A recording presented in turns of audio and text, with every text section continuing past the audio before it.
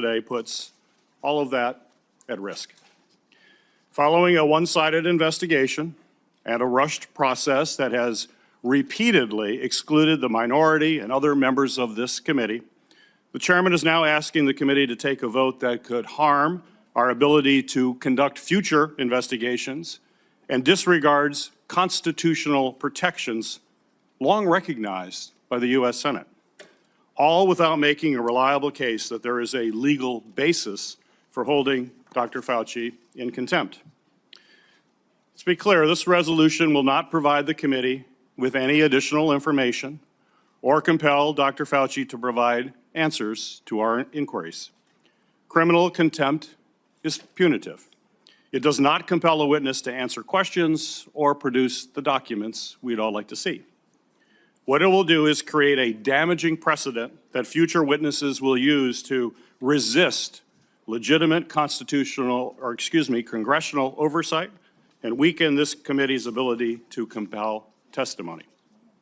For decades, the Senate has maintained that a witness must appear before a committee even when that witness intends to invoke the Fifth Amendment.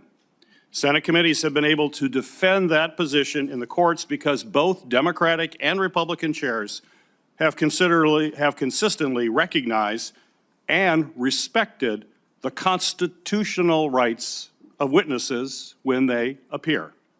And when a witness refuses to voluntarily appear, that principle leaves the Senate on very strong ground to compel their appearance and, where necessary, in rare instances, make referrals for criminal contempt. If this committee now seeks to punish a witness for asserting their constitutional protected Fifth Amendment rights, future witnesses will argue that appearing before Congress exposes them to punishment regardless of whether they comply with the subpoena and invoke a constitutional protection.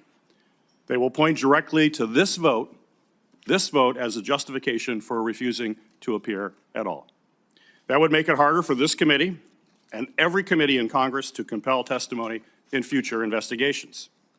The chairman has also suggested he may attempt to refer this matter to the Department of Justice without approval of the full Senate. That would be even more dangerous and widely unprecedented move. No individual senator and no committee speaks for the entire Senate as a whole. The Senate's institutional powers belong to the full body. Allowing one chairman to unilaterally assert those powers would invite future chairs in both parties to bypass the Senate whenever they cannot secure the support of their colleagues.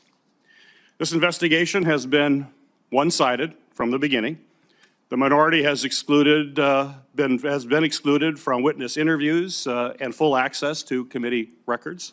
And information has been selectively released to support conclusions that the chairman reached years ago. A process that lacks bipartisan participation and seeks to confirm predetermined conclusions, it does not strengthen congressional oversight. It makes our work to conduct oversight more challenging and less likely to withstand scrutiny. This committee should not damage its future investigative authority to advance the chairman's years-long campaign against a single individual. It is not just what we investigate that matters, and that really matters what we investigate, but it's also how we conduct those investigations. That matters too. So I urge my colleagues to protect this committee, protect the Senate's institutional powers, and oppose this resolution. Thank you, Mr. Chairman. Despite minority statements to the contrary, this investigation has been conducted with unparalleled transparency. Thousands and thousands of documents have been put up for review from the minority. You have to request a password. They've been informed of that. Not one Democrat has requested a password to look at any of the documents. So there is transparency. They're just not interested in reviewing the documents. Mr. Chair? I'm sorry, didn't mean to interrupt. I just also want to take a moment to address today's contempt resolution vote. There is a real need for a serious bipartisan examination into what went well and what went wrong during our country's response to the pandemic. But that's not what we saw last week in this committee. Instead, my colleagues in the majority held a hearing openly designed to target a single doctor and dedicated public servant who has testified before Congress many times before, and they wanted to blame him for everything that went wrong during the pandemic. The goal was clear, and I want to emphasize this. The goal was to wait for Dr. Fauci to make any kind of misstatement and then have a weaponized Department of Justice file criminal charges for that new statement that would not have been covered by the pardon, leaving Dr. Fauci little choice but to invoke his constitutional right to not walk directly into a trap. So who's helped by this political theater? It's certainly not this committee, which now goes without answers to the important questions about our pandemic response that would help us prepare for future pandemics. It's certainly not parents who are not seeing any action to reverse the devastating cuts to the Affordable Care Act and Medicaid that kicked them off their health insurance. It's certainly not our children who are seeing no pushback or hearings in this committee on the baseless attacks on science and vaccines coming from Senator Robert F. Kennedy Jr. and his administration. Sadly, this is gamesmanship, and it represents everything wrong with Congress, which under this majority is clearly not focused on the priorities of the American people. Mr. Chairman. Let's be clear. All that was required from Anthony Fauci last week was to tell the truth. He had no liability if he told the truth. Senator Johnson? Yeah, Mr. Chairman, first of all, I want to associate myself with and second your opening comments. And I also want to strongly rebut the comments from our Democrat colleagues here. You know, particularly when Ranking Member Peters says this has been one-sided and rushed. Rushed? When I was chairman of this committee back in 2020, I started conducting oversight. I held hearings. There was no cooperation in those hearings. As a matter of fact, I remember one when we held a hearing with Dr. Pierre Corey when he came in with all kinds of evidence on the effectiveness of ivermectin. The ranking member then denigrated him. Back then, Dr. Corey was a Democrat. He was shocked at the treatment he was given by the ranking member. How many people died because they lacked early treatment with safe, effective generic drugs? Well, that hearing laid out the truth that this could be something that could help people. And we had a ranking member that did everything he could to denigrate that truth. My current experience as the chairman of PSI, we've been holding hearings after hearings. My ranking member Blumenthal, in those hearings, we had one called Voice of the Vaccine Injured. We had parents come in and tell their heart-wrenching stories. We had parents coming in telling the truth. And the ranking member, a few hours before that hearing, held a press conference and said, hope the press doesn't cover it because there's nothing credible about this hearing. If these investigations are one-sided, it's because one side simply doesn't want to look at the truth. They want to bury the truth. They want to memory hole it. They don't want to look at the Fauci diaries and take a look at how contradictory what he wrote to himself, how contradictory it was to what he actually told the public. I think one of the revelations of those diaries, I think probably the most significant one that's being overlooked, was early on in the pandemic, he wrote in his diaries he thought COVID would be maybe twice a bad flu season. Now, I'm not downplaying a bad flu season. We have them oftentimes. They overwhelm hospitals, something to take seriously. But a pandemic that's going to be twice that, is that really worth destroying people's lives, shutting down businesses, destroying an economy? I argued back then that it wouldn't be.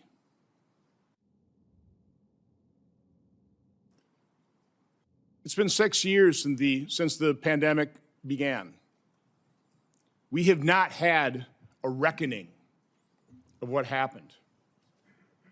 Last Wednesday's hearing was an excellent hearing from a standpoint of legitimate questions being raised, legitimate questions the American people want answers to, legitimate questions that some of them only Anthony Fauci, Saint Fauci, Mr. Science could answer. And even though we have quotes of him saying, I'm not afraid of any oversight committee, I'm happy to talk to any oversight committee, I have nothing to hide, that's not the position he took last Wednesday. What he displayed last Wednesday was contempt for Congress, contempt for this committee, contempt for our investigation, the same contempt that our ranking members have shown for the diligent oversight and the exposing of the truth that I've been undertaking for 6 years. There's nothing rushed. It's been one-sided, but not because we haven't reached out, not because we haven't involved the other side. The other side, like way too many Americans, have just closed their eyes, covered up their ears, and refused to look at the truth. I am definitely going to vote yes on contempt of Congress. And my investigation has just begun. We've invited Dr. Fauci for a transcribed interview. Okay, he doesn't want to do it in front of the American public. Come in front of our committee. We'll go through detail and detail. You say you have nothing to hide. Good, we'll do it behind closed doors. We'll transcribe it. That's only one of the interviews we'll be conducting. So again, no, last week's hearing just began the accountability. There's a lot more accountability that's required. Thank you, Mr. Chairman. The committee will now proceed to consideration of an original Mr. Chairman. resolution. We're going to continue the debate once we get on it. There's going to be time for everyone to speak.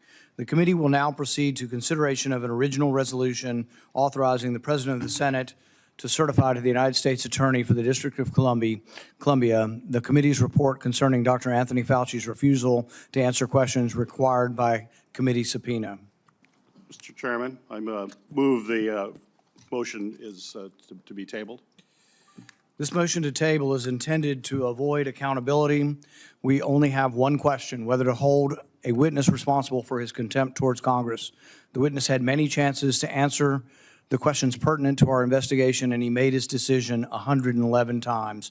I will oppose this motion and urge my colleagues to do the same. The clerk will call the roll. I want to comment on the motion, Mr. Chairman. Mr. Chairman, I move to table this resolution until the chairman commits to abiding by the Senate rules, practice, and laws that address contempt of Congress. Under the Senate rules, longstanding practice, as well as the U.S. Code, following a committee vote, the full Senate must vote to determine whether to refer a resolution of contempt of Congress to the Department of Justice. The Senate as a body, not an individual member, must make that decision. Given that Chairman Paul has indicated he may attempt to bypass this process, which is required by Senate rules and precedent, members of this committee should move to table this resolution until we can be assured by the chairman that he will not take action that weaken the Senate's and this committee's ability to conduct oversight in the future. The clerk will call the roll. Second the motion.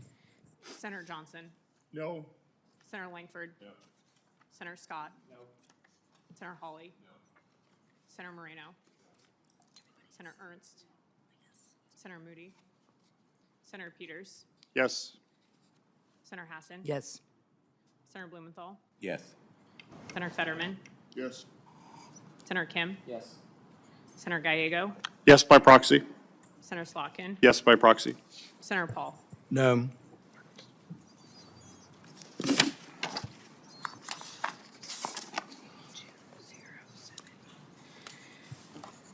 Mr. Chairman, on the vote of those present, the yeas are 5, the nays are 8. On the vote by proxy, the yeas are 2, the nays are 0. On this vote, the yeas are 7, the nays are 8, and the motion is not agreed to.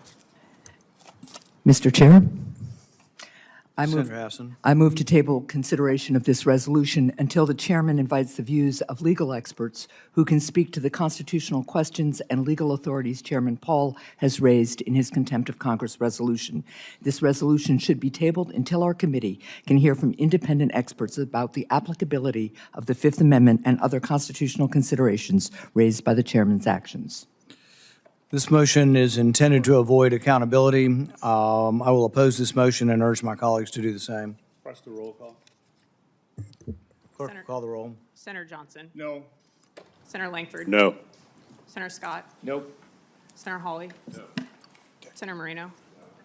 Senator Ernst. Senator Moody. Senator Peters. Yes? Senator Hassan. Yes. Senator Blumenthal. Yes.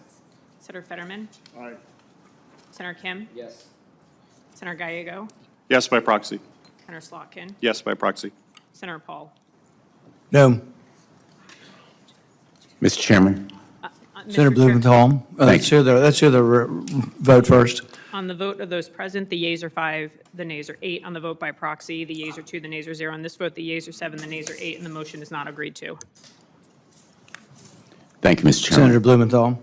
I move to postpone consideration of this resolution until the committee has an opportunity to hear from Dr. Fauci's attorney, who was forcibly removed from the hearing last week. I should point out that Dr. Fauci had a well-founded fear based on facts that he was in jeopardy of prosecution for perjury. In fact, the chairman and others on the committee have said the quiet part out loud. They've shouted it repeatedly that their objective in that proceeding was, in fact, to put Dr. Fauci behind bars. He was represented by counsel who attempted to speak at this proceeding, even during the darkest days of the McCarthy hearings. Counsel were allowed to speak. We denied that opportunity to Dr. Fauci, and we should hear from his counsel before we move on this motion so that we can hear his side of the legal argument here. And I would simply predict, Mr. Chairman, based on the long history of assertion of self-incrimination rights, that there is virtually no chance that a court would actually approve any contempt because he had a well-founded fear of self-incrimination, which entitled him to invoke the Fifth Amendment, and we should hear from his counsel. I ask for a roll call vote. Even when the Fifth Amendment is appropriately taken where no pardon exists, the Fifth Amendment doesn't allow you to testify on the other side of the question. Basically, you are allowed not to self-incriminate, but you're not allowed to say, oh, I'm not going to self-incriminate, but then I'm going to condemn the committee and the investigation. So he attempted to do that in his opening statement, which courts have looked poorly upon, trying to have it both ways, and allowing the attorney to take the positive role of saying, this is what he would have said had he spoken, but he's not going to speak, also doesn't fit in with the history of the Fifth Amendment. So I will move to table. Mr. Chairman? Mr. Chairman? I will oppose tabling the tabling motion. Mr. Chairman, just to Yes. clarify, what's the name of the attorney? The attorney could be of Dr. Fauci's choice, as I recall. No, the His attorney name- that you're his name speaking of. was, But you said you want to hear from the attorney. What's the name of the attorney you want to hear from? I think it was David Scherdler. Mr. Scheller. Okay. Could we put in the record that he is also the attorney for Senator Menendez in the bribery scandal? And also, are you asking that you think it was something he'd be prosecuted for answering Senator Hawley's questions about the color of the carpet? We could hear, by the way, from Mr. Honorato, who also represented.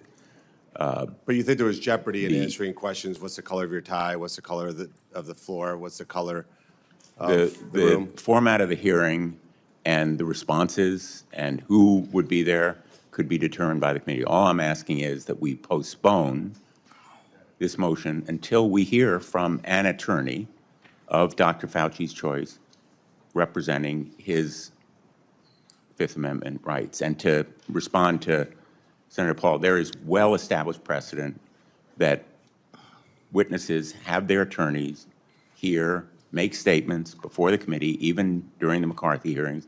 There is also well-established precedent for a witness providing a statement at the outset and then declining to answer questions afterward. I think most of the prosecutors here know that if one of us, as a prosecutor, had said, I'm putting this witness behind bars, and then call him to a grand jury or any other proceeding, there's simply no way that a court would say, you can hold him in contempt because he's invoked his Fifth Amendment rights. I mean, this is sort of black letter, basic constitutional rights, Senator Moreno. And I think all of us in this committee really have a stake in making sure those rights are respected, because if we tear down the precedents and the principles of the Fifth Amendment now, there is no telling where the decline will wind us up, and we will all reap the windfall. Mr. Chairman, Yes. not to disagree with my fellow former Attorney General, Senator Blumenthal, but since Senator Moreno mentioned it, the reason that I asked Dr. Fauci what color his tie was and what day of the week it was and what color the carpet is, he looked, by the way. I thought he was going to answer that one. He looked very carefully at the carpet, then he decided not to answer. The reason I asked those questions was precisely to test the good faith nature of his invocation of the Fifth Amendment, because as the lawyers in the room will know, the invocation of the Fifth Amendment, particularly in a context where immunity has already been obtained, Dr. Fauci has full immunity, he has a full and unconditional pardon for a period of some 11 years. In that context, the assertion of a Fifth Amendment privilege only adheres to those instances where the witness has a reasonable fear of future prosecution, and it must be tailored to any such fear. And the fact that he wouldn't answer questions about the tie he was wearing or the color of the carpet or the day of the week, Senator Paul asked him about, did he have a folder in front of him? He wouldn't answer that. Betrays the fact that his invocation of the Fifth Amendment wasn't tailored to anything. It was a predetermined, premeditated design to evade this committee's questions on any subject, including emphatically those for which he has a pardon. And the United States Supreme Court has been clear for over a century, dating back to 1896, that when a witness has received immunity, he may not stand upon his privilege. And multiple courts of appeals from the United States, including the United States Supreme Court in the Castigar case, has says that, I'm going to quote now, a witness must reasonably believe that his statements could be used in criminal prosecution or could lead to other evidence that might be so used. The court has also said that the danger must be real and appreciable. It must not be one of imaginary and unsubstantial character. All that to say that I think it's pretty clear, given Dr. Fauci's 111 invocations of the Fifth Amendment, included questions that he could have no fear of prosecution on. He's not going to get prosecuted for the color of his tie. Shows that he had no interest and no intention of answering any of our questions, and that is an abuse of the privilege. There's no privilege for any of that, and I think there was no good faith attempt to invoke. Mr. Chairman, I really need to answer with your permission that point. Senator Blumenthal. Whether he had a reasonable fear, I think, is beyond question. Not only the chairman of the committee, but 3 state attorneys general have said that they are conducting investigations of Dr. Fauci. The color of his tie, the color of the carpet, maybe you were testing his good faith, but the standard is not the response to your questions. It is whether he had a reasonable fear, and it is to be liberally construed, as you know, under the Supreme Court cases that you cited in favor of the potential defendant. President Trump invoked the Fifth Amendment 440 times in his deposition with the New York Attorney General. Nobody held him in contempt for doing so. This right is so fundamental that we ought to seriously consider, before we take this immensely historic step, and hear from his counsel as to what he feared, why, and how. And my motion would simply postpone consideration of this contempt motion until we hear from him. The primary question of the hearing last week was to understand why Dr. Fauci made the decision to do this funding of this research in Wuhan. I can't understand how there could be any liability attached to a question of why. That's his opinion of why he funded it. There's not a crime in funding it. There's a judgment and question. Mr. Chairman, there is that a we got the Fifth Amendment. All he had to do was tell the truth. Clerk will call the roll on the Blumenthal motion. I will vote no. Senator Johnson? No. Senator Langford? No. Senator Scott? No. Senator Hawley? No. Senator Moreno? No. Senator Ernst? Senator Moody? Yes. Senator Peters? Yes. Senator Hassan? Yes. Senator Blumenthal? Yes. Senator Fetterman? Yes. Senator Kim? Senator Gallego? Yes, by proxy? Senator Slotkin? Yes, by proxy. Senator Paul? No. Mr. Chairman, on the vote of those present, the yeas are 5, the nays are 8. On the vote by proxy, the yeas are 2, the nays are 0. On this vote, the yeas are 7, the nays are 8, and the motion is not agreed to. Mr. Chairman, I move to table this resolution. I move to table consideration of this resolution until the chairman commits to abiding by the, oops. That was my last one. I move to consider it until the chairman provides all members of this committee with access to all documents, transcripts, and materials related to this investigation, which I have repeatedly requested since the beginning of this Congress. Senate and committee rules are clear that all members of this committee have a right to access committee documents. The chairman has publicly stated he has received over 1 million documents as part of this investigation and has only shared a small fraction with the minority, despite repeated requests over the past year and a half. That's why I urge my colleagues to vote for this. And I just want to reply to some of the comments made by the chair that we just didn't want to look at this information. We have been asking for information for quite some period of time over the past 18 months, and at every turn, whether it's the documents or trying to have the ability to question witnesses, we have been denied. Just in April of this year, your staff conducted a transcribed interview of Ralph Barrick without even notifying my staff about the interview. After you posted the transcript publicly, we asked for the unredacted version and the classified portion, received absolutely no response. You refused to let the minority participate in the transcribed interview that Dr. Fauci agreed to do voluntarily. To a comment one of my colleagues made, we could just do it and have a transcript in private. We were open to that. Dr. Fauci was open to it, but we were declined ability to do that. It was going to be one-sided, and when he knew it was going to be one-sided, he didn't want to come in. This committee normally always deals in a bipartisan way. We should have been there asking those questions as well. I know that the chairman says that these documents were on some sort of website. We did not know about that website. We were told that there was a letter talking about the website. We understand it was hard copy only. We have no record of receiving it. Most of everybody on the dais has no record of receiving it. And yet, as we continually ask for documents, if there was this website, which is different than what we have done as a committee, we always have a shared site where all of us can take a look at documents. We all have a right as members of the committee to look at those documents. If this other website existed, and we were supposedly told about it in a letter, and we didn't get it, we don't have any record of receiving it, we didn't see it. But there were numerous times where the chairman's staff, when we were asking for documents, could have said, hey, go to that website. We have. Oh, okay, we'll take a look at it. We didn't. We made, I don't know, we have records of all these emails. We have records. I can go through them. I don't need to maybe go through them all. We got them tabbed. You know, where are these records? We'd like to see records. Crickets. Nothing. No mention of it. Could have been a mention like, oh, well, by the way, we have this. This is over 18 months, like stonewalling for 18 months. That's not the way this committee should ever work. It didn't work when I was chair. Now Chairman Paul, we went through investigation. We had a detailed investigation of COVID-19. All those documents were provided. We worked with it with then ranking member Paul.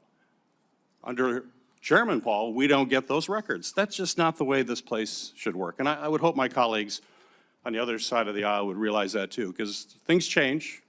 If we make this the new precedent, there will be a Democrat as a chair. Would you want them to do that? Would you want to be treated that way? I don't think you're going to want to be treated that way as well, and you'll scream and holler about it. We should stop it right now. Let's continue to have the kind of bipartisan investigations that has made this committee a powerful committee over the years.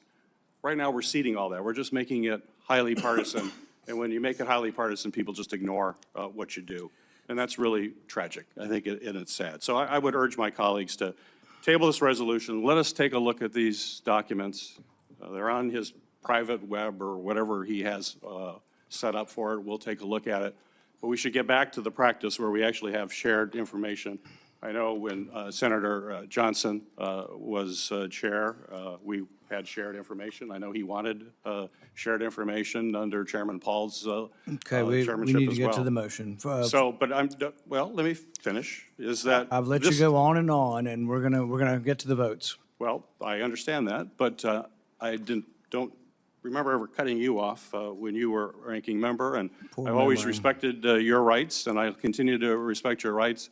I would just hope that you would offer that same courtesy to us, because things do change, and precedent is important. And I would urge my colleagues to table this resolution until we have a chance to look at the information, as has been the practice of this committee for as long as this committee has been in existence. For the record, Anthony Fauci refused a voluntary private deposition, and that's why he was brought in under subpoena.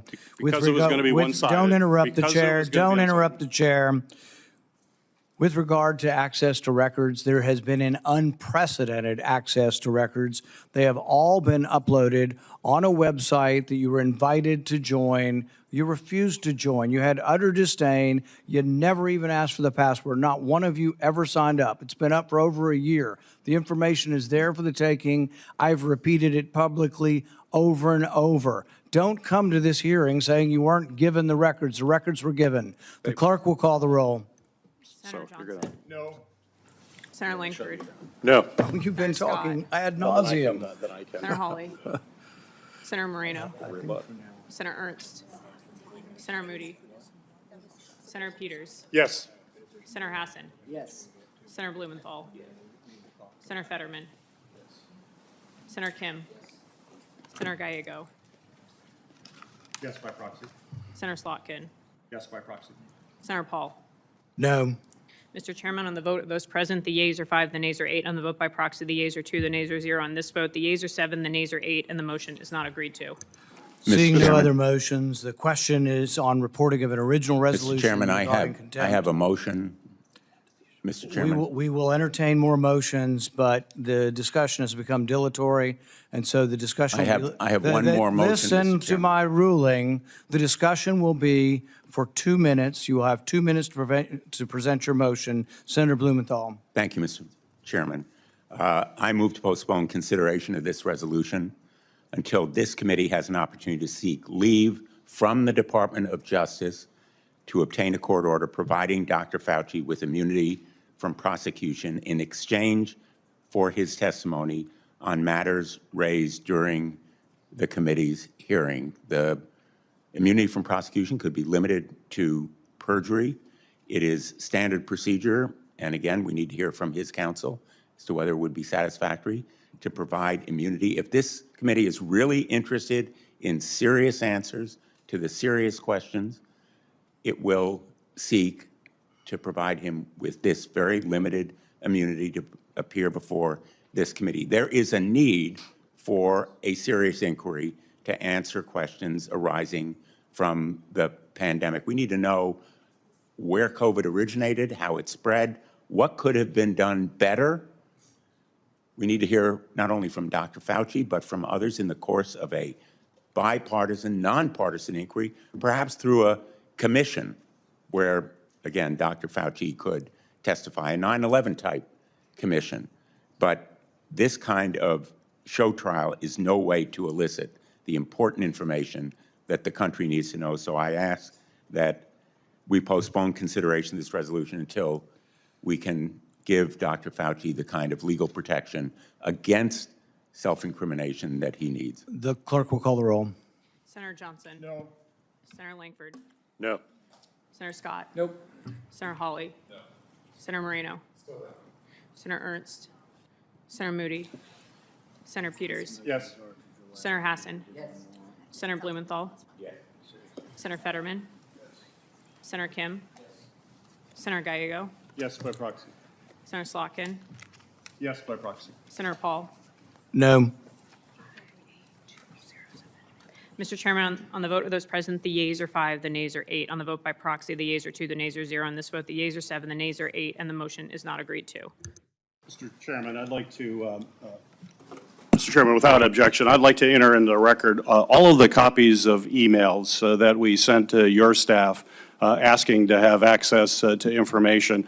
And you will see in these emails, there's either absolutely no response or no way to understand that there's a separate email or a separate place somewhere where we can get an email. Certainly, I'll put these in the records without objection. Certainly would be open to see any emails that actually told us about this. We can't find any in any of our electronic records, and we'd be open to seeing that, but I would like to do this without objection. Without objection. Seeing no other Mr. Chairman, motions, the Mr. Chairman, question is on Mr. reporting of Chairman, an original pursuant to Committee resolution Rule 6B, regarding. if I may, Mr. Chairman. Go ahead. Seeing no other motions, the question is on reporting of an original resolution regarding contempt of Congress. The clerk will call the roll. Senator Johnson. Yes. Senator Langford. Aye. Senator Scott. Yes. Senator Hawley. Aye. Senator Moreno. On behalf of the millions of people harmed by Anthony Fauci, resoundingly yes. Senator Ernst. Senator Moody. Senator Peters. No. Senator Hassan. No. Senator Blumenthal. No. Senator Fetterman. No. Senator Kim. No. Senator Gallego. No by proxy. Senator Slotkin. No by proxy. Senator Paul. Yes. Mr. Chairman, on the vote of those present, the yeas are 8, the nays are 5. On the vote by proxy and for the record only, the yeas are 0, the nays are 2. On this vote, the yeas are 8, the nays are 5, and the motion is agreed to. Mr. Chairman, I pursuant to haven't committee rule. recognized you. Mr. Chairman? We've had ample remarks on this. The chair will limit remarks to 2 minutes. I will give you another chance to state your opinion, which has been amply stated. You have 2 minutes. Well, Mr. Chairman, pursuant to Committee Rule 6B and Senate Rule 26, Section 10C, I'm notifying you that I intend to file minority views regarding this resolution. The clerk will report the conclusion of the vote,